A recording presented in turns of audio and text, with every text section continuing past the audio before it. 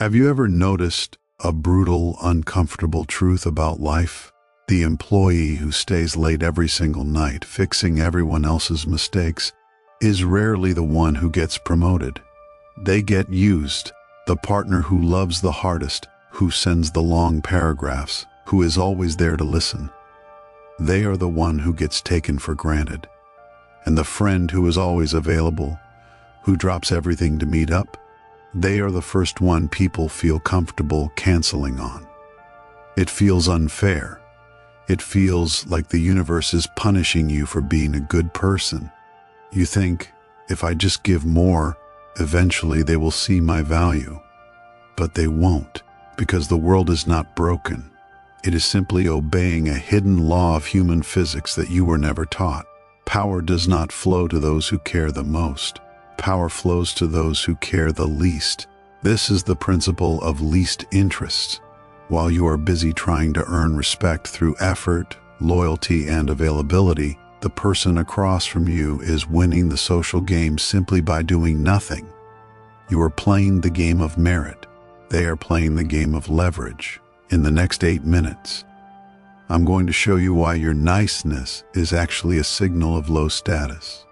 I will break down the 3 laws of detachment that powerful men use to flip this script, and I will give you the exact psychological tools to make people chase you without you saying a single word. Number 1, the availability paradox. Most good men operate on what sociologists call a service economy mindset. You think, if I am helpful, if I say yes, if I solve their problems immediately, I become valuable to them. You believe that reliability creates respect, but you are wrong. In the deep, primal centers of the human brain, value is not determined by utility. It is determined by scarcity. Think about the difference between water and diamonds. Water is essential. Without it, you die. Diamonds are useless rocks. They do nothing. But because water is everywhere, because it flows freely from the tap, it is free. We waste it, we ignore it. But because diamonds are rare, because they are hard to get, men will kill for them. They will spend 3 months' salary just to own a tiny piece. When you instantly agree to every plan, when you reply to a text within seconds of receiving it after they made you wait for hours, when you stay late at work without being asked, you are flooding the market with your supply. You are becoming water. People might like water, they might need water, but they do not respect water. They step in puddles. When you are always available, you trigger a psychological mechanism called habituation. The brain stops releasing dopamine when it sees you, because there is no reward prediction error. There is no surprise. You are guaranteed. And in the laws of power, being guaranteed is fatal. Tactical insight. You must manufacture scarcity. Stop being an open door. Become a vault. This doesn't mean you have to be rude or fake. It means you must respect your own time before anyone else will. If someone asks for your time last minute, the answer is no, even if you are doing nothing. Why? Because high-value people have plans. By saying yes instantly, you signal that your time had no prior value. When you withdraw your supply, demand automatically rises. The moment you are not there, they suddenly wonder where you are. Number 2, the investment imbalance. This is where 90% of men lose their power in relationships and negotiations. They try to buy the connection with effort. I want you to audit your recent interactions. Look at your text messages. Look at your conversations. Are you writing 3 sentences while they write 1? Are you asking all the questions while they just answer? Are you planning the logistics of the meeting, the date, or the project while they just show up? This isn't just rude behavior. This is a massive transfer of power. Every time you invest more energy than the other person, you are building a psychological debt. This exploits a cognitive bias known as the sunk cost fallacy. The human brain hates waste.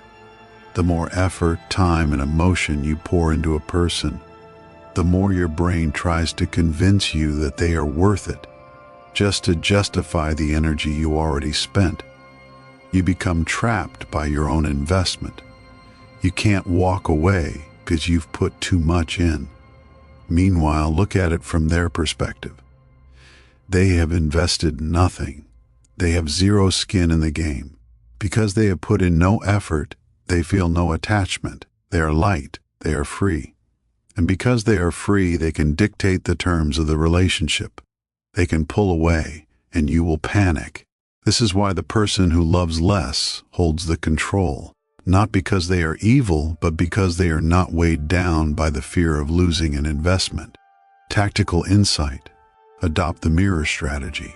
This is the discipline of matching energy. Never exceed the investment level of the other person by more than 10%. If they take 4 hours to reply, you do not reply in 4 minutes. You wait. If their answers become short and vague, you do not try to fix the conversation by writing paragraphs. Your answers become silence.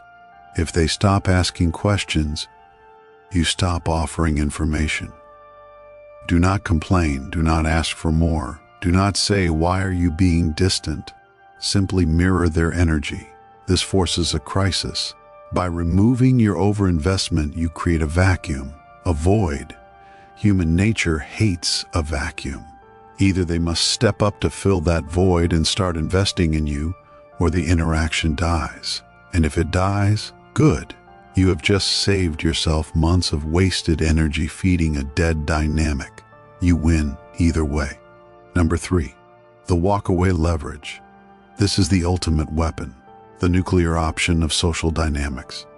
The principle of least interest ultimately boils down to one brutal fact.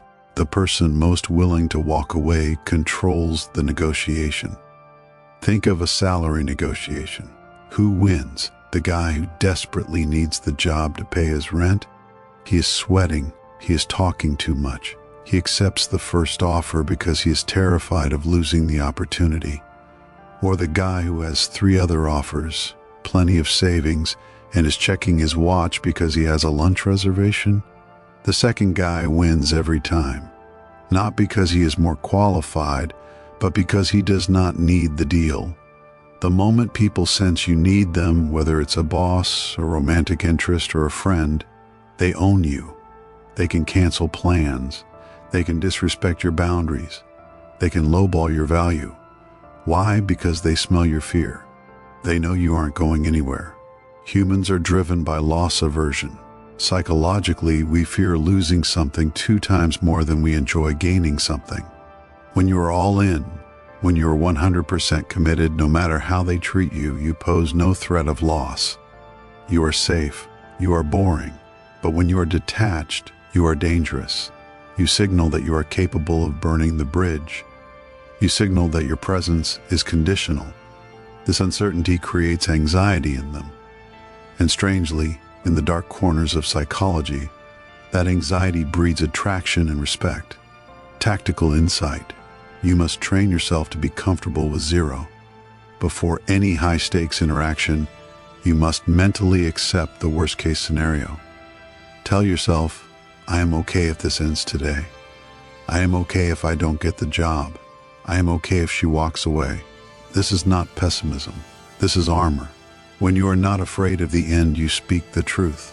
You hold eye contact longer. You set boundaries without apologizing. You stop laughing at jokes that aren't funny. You become real. Society calls this being cold. Psychology calls it self-respect. The principle of least interest isn't about not caring about people. It is not about becoming a robot. It is about self-preservation. It is about not caring more than they do. It is the discipline of matching energy. It is the strength to withhold your supply until the price is met. Because here is the irony. When you stop chasing, when you stop trying to buy validation, when you become willing to walk away, the world turns around and starts chasing you. Drop this in the comments if you are ready to make this shift. I am the prize. If you want to learn how to spot when someone is trying to use your own empathy and kindness against you, make sure you're subscribed. The next video exposes the guilt trap and how manipulators use your conscience to control you.